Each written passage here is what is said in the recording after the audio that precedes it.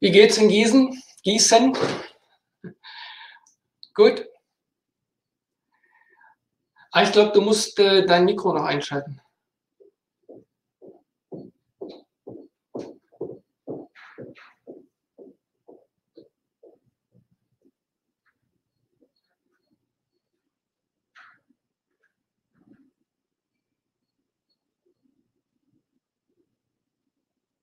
Geht nicht? Guck mal ganz oben links. Da ist das Kamerasymbol und dann so ein Mikrofon. All right, I think we still have some people coming in and some people are already there. Maybe we can close down the cameras for a moment.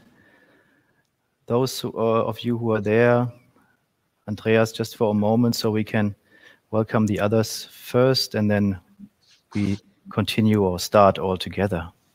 I give it another 30 seconds so that we give people the chance to come in. And we're just waiting patiently for a moment.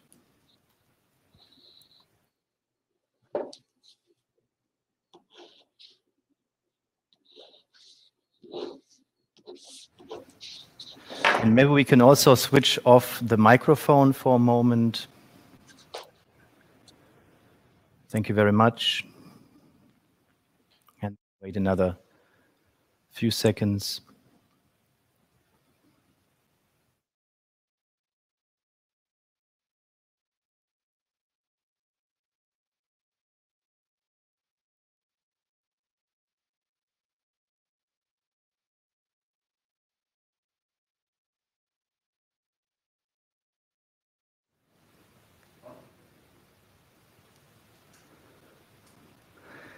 Hello everyone, hi there. We're back here at the plenary and we are going into a session that will take some look at the sessions that have been going on today, especially the parallel sessions, the last two rows, so to say, that have happened. Some of you are still coming in from the sessions that just ended, and then there's some other people who already had their sessions a bit before that, and I'm sure there's also some people who need to take a break and breathe for a moment before they go to the next session. So I guess we take it slow, and but we could already get started perhaps with the first guest that I can welcome here. And we had several sessions, as you know, and you have been part of some of them. Maybe you can give us a quick, before we go to the guest, give us a quick idea about the overall day, maybe. So we have prepared a little poll again. It seems to be the day of the polls, and it's already popping up. Thank you, Sylvia. So there's a question here for you, and I have to move a bit to see it on my screen. What was your favorite item of the day? Was it keynote? Was it roundtable, flash talks, matchmaking and networks, or sessions?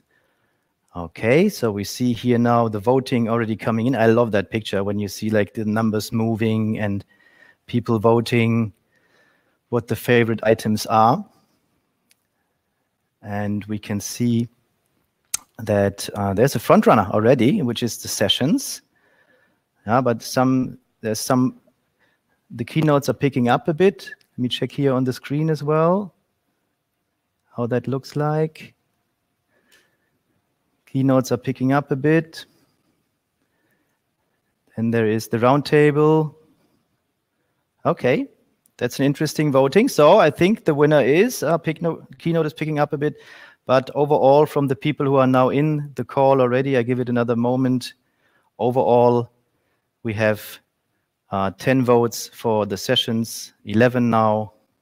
Okay, that gives us a good picture. All right, thank you very much, Sylvia.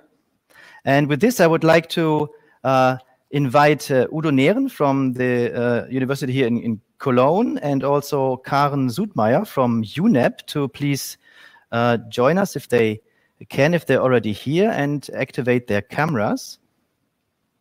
Just waiting for a moment whether we can see whether they're already here and whether the cameras can be opened. Apparently that's not the case. Then I would say we start with another team that is joining us here, which is Björn Weser from the University of Gießen, and also I think it's Suzanne Jacobs, if I'm not mistaken, also from the University of Gießen. Did I pronounce that name correctly? Is it Suzanne?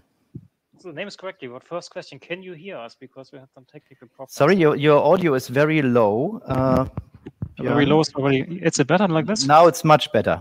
Yes. Okay, great. Because we had to switch. Like our conference system suddenly didn't work anymore. Otherwise, we would be able to speak to you. Okay. Can Suzanne hear me? She can hear you, but most likely not speak. We hand her over the headset then in case. Okay. Well, anyways, I mean, it's good that she can hear me. Maybe she can speak a bit louder, and I hope we can also hear her voice then. So you had a session on water climate nexus, challenges, opportunities in mountainous regions. That's a very interesting topic. We had it yesterday also in the keynote from Sita Sebeswari. We saw a lot about the mountainous regions. What are the things that you discussed? What are your takeaways from that session? So I guess we had actually remarkably interesting talks about this topic, which clearly highlighted with the interdisciplinarity, which is a key element to approach this quite complex topic. I'm very thankful for the presenting talks we had. And we also had this virtual panel discussion, which was very interesting from our point of view and was very stimulating discussions about bringing science to practice, or also to link upstream, downstream management of catchments. But also the opportunities, actually, which climate change might bring in future. This was quite nice to discuss, where our panelists highlight that we're actually now in the best position ever. We have science, we have resources, so we're really able to move something on the ground. But for this, it's also necessary to make evidence-based decision and management. So I think these are the key highlights we had in our session. Mm-hmm. Great. Did you talk a bit more about what is needed for these evidence-based decisions? Did you have time to dive a bit deeper there? Suzanne wants to add. Yeah, please go ahead.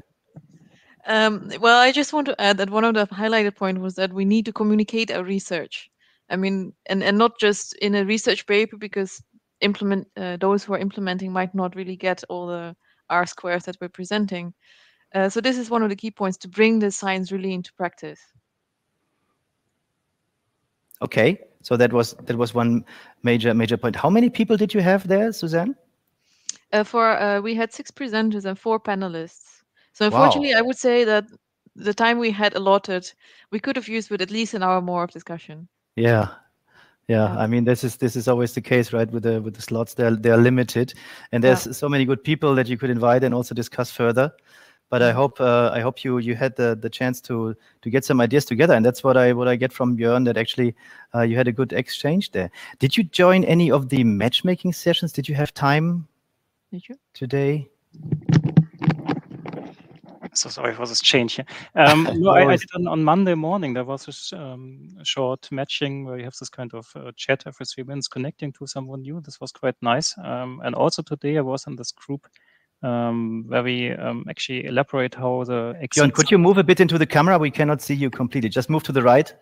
Yeah, thank you. I can move the camera. Now we discussed a bit like also how the former Exceed centers and the new Exceed centers, to which we are part as well with the SDG Nexus network, can collaborate in future. It was a rather small group, so but we'll for sure build up on this a bit. Okay. Well, that's great. I mean, it's great to hear that you made use of the time also in this matchmaking and networking session. That's really good to hear. Well, I guess great work. I mean, thanks a lot for joining us here briefly, to also let other people know what happened in your session. I thank you very much. And I would like to go to Andreas Hastrich, who is also with us. Thank you. Thanks so much. All the best to Gießen. Andreas Hastrich, who is also with us here, and I see his video coming up. Hello, Andreas, how are you doing? Hello, oh, I'm fine. You're joining us from Braunschweig, is that right? Yes, exactly, Braunschweig. Okay, and Andreas, you're with the Swindon Center, and you had a session earlier on SDGs in the light of synergies, trade-offs, and inclusive development. Can you tell us a bit more about what the content was of that discussion and a bit about the outputs? Yes, let me start with the concerns around SDGs. We have, in total, we have 17 SDGs that are the sustainable goals that were defined till 2030. The question is always, and the debate on that is, to what extent can these SDGs be achieved? And how can these SDGs contribute to improve and to come to a better world, to make it less resilient? We have to realize that this is not easy to do. So why? On the one hand, and we have this debate on the science policy dialogue. So if we look to the academic part, to science, so many solutions are available. We have the technologies. We have, in many cases, there's no need to invent the wheel anew. So to some of the urgent environmental concerns, we have technical solutions. And some of them are already implemented worldwide. But in some countries, we observe that the progress is not that is predicted and what is wanted. And the question is, why is that so? Do you have an answer for us? Yeah, it is. I think it depends on the political systems mainly, or not mainly, but they have a great impact that defines the success of the implementation of the SDGs. So that's why we speak of inclusive development and inclusive political and economic systems. What we realize in some of in the developing countries, unfortunately, mainly, is that we don't have inclusive systems there. We have extractive systems there. So that means all the decisions mostly are centralized, and a small group decides, political group or stakeholder decides what will happen in the next year. That's somehow comparable to old communistic systems where they said, oh, in the next 5 years we want to do that. And that was depending on the context, I guess, but depending on the particular country context, I guess. Yeah. Exactly. So, an extractive system has not in its agenda pluralism. So the more people, the more stakeholders, the more people from society are integrated, the better the more progress you have, because you collect the ideas. Yeah. That is very important. Can I ask you there, Andreas? I mean, how do you build in such analysis in the research that you do? I mean, it's basically political analysis. You need to understand, even if you, let's say, only work in the water sector or only work on certain issues, you have to have then also a good understanding of the context and the social and political environment. How do you build this into your programs? Is that possible at all? In the programs, when I can report about our network, the Exceed Swindon network, yes, we had many expert workshops since in the last 10 years, and what I've experienced is that we tried always to get on board representatives from politics and decision makers, even on local level. It was not so easy to get them on board, because our wish was, how can we discuss from the academic part, how can we discuss technological solutions in that way that we make proposal for practical solutions, and that is what we want to address to the decision makers.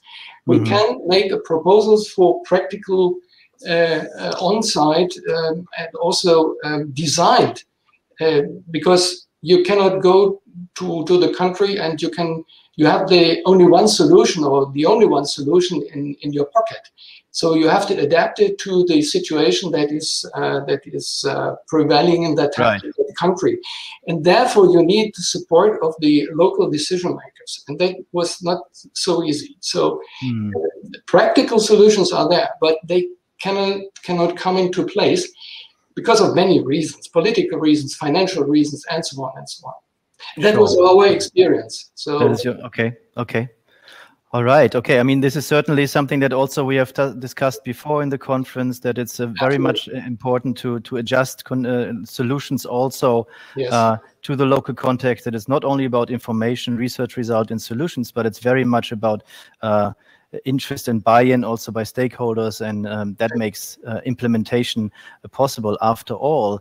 Thank you, Andreas. I just want to just stay with me, but I want to check in whether Karen Sudmeier and Udo Nehren have found their way. Maybe Sylvia can give me a sign in the chat whether that's actually the case. So far I haven't seen. Udo Nehren. There he is. Great to have you here. Udo, can you hear us? You're still on mute? Now I should be, yes, now it's working, right? Now we can hear you. Great. All right. Andreas was just telling us about his sessions, and we were waiting for you to come in. And it's great that you're here now. I would like to take the opportunity to also hear from you how your session went. You had a session, you were with the University of Cologne, and you had a session with Karen Sudmeier from UNEP, and you were talking about nature-based solutions, a topic that's really high on the agenda, I believe, at least from my perspective, also part of the adaptation gap report and in other publications, very much coming to the foreground. What did you discuss? What are your takeaways from your session, Udo?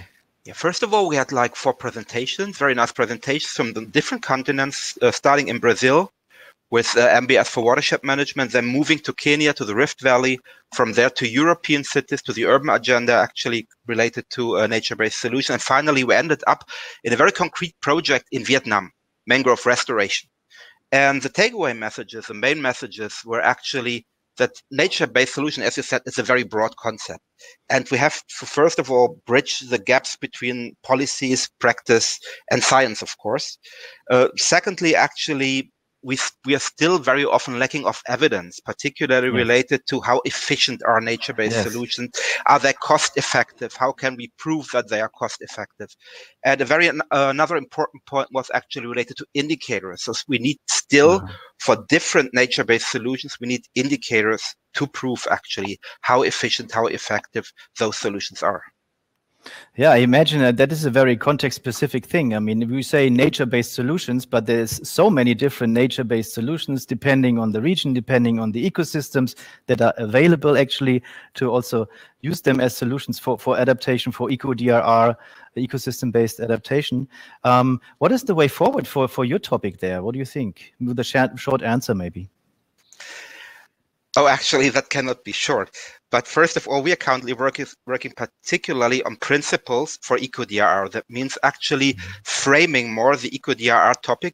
For the EBA, we have that already in place. We have guidance documents, we have principles, and currently we are developing together, particularly with UNEP, with IUCN, principles related to eco-DRR. Okay. Okay, that sounds that you're doing very important work. Yeah. No, you do. I mean, that, you know, the solution lies in adaptation, but the solution lies also, I believe, in bringing in nature-based solutions, because you have also biodiversity effects, isn't it true? Yes, of course. Biodiversity plays a major role. No? We are talking always about societal challenges, but of course also ecological challenges. No? That means, of course, biodiversity conservation is a major issue, definitely. Yeah. Yeah, no, definitely. I agree. And I saw also Andreas nodding.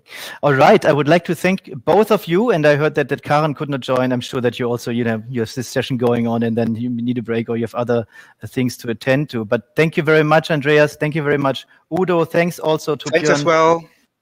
To Björn Weser and also Suzanne Jacobs, who were there earlier. Nice session. Thank you for giving us an insight. And with this, we're approaching the end of day 3 of the conference. And what remains to be said is that tomorrow morning we will have a keynote from Nicholas Schofield, who will, I said that in the lobby earlier, I just remember, maybe not all of you were there. Nicholas Schofield, who will talk about Asia Pacific and water security across the regions. I think it's going to be interesting. It's going to be an assessment, the assessment results of a major assessment. That's going to be interesting. And then we move towards the wrap-up of the conference, where again we have some highlights that you shouldn't miss. All right, I wish you a very nice afternoon here in my time zone. I wish you, well, some of sweet dreams to some of you. Can't reach you now. And for others who just started the day, I wish you a beautiful day. And I hope to see you all in good shape and in good health tomorrow. See you then. Bye-bye. Thanks. Thank you very much, Michael. Bye-bye. Enjoy your day. Bye-bye.